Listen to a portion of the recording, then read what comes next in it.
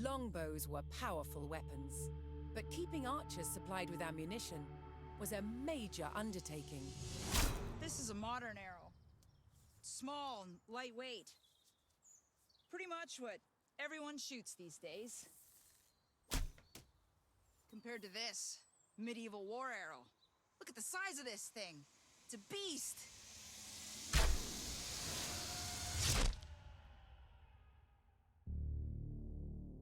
A medieval army might need more than 1 million war arrows on campaign, and each one had to be made by hand. It was a labor-intensive business, and the person who did it was called a fletcher.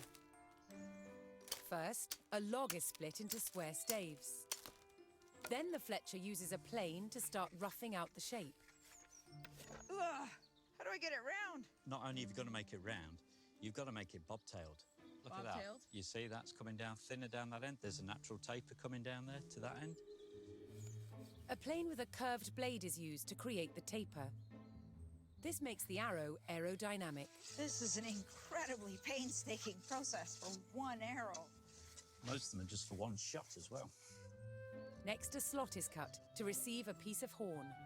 The horn reinforces the nock. That's the notch that fits the arrow to the bowstring. Without the horn insert, the power of a heavy warbow could split and shatter an arrow. Once the horn is in place, the nock is sawn and shaped. Then the fletcher has to attach the feathers to the shaft. Now what you've got to do is you've got to get rid of the stiffness of the quill. You're going to work it down so it's nice and thin. So this is dogfish skin? Yeah, medieval sandpaper. The feathers are glued in place and then secured with thread.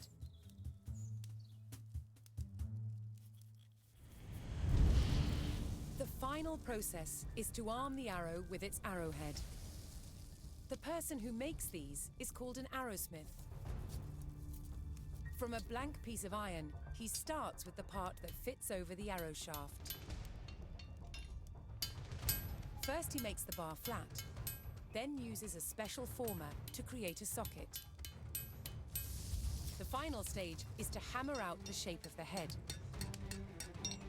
Arrow stocks had to be prepared far in advance of a campaign.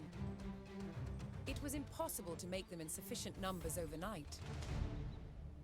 A medieval war arrow like this could only be shot from a big, exceptionally powerful bow. And it packed a mighty punch.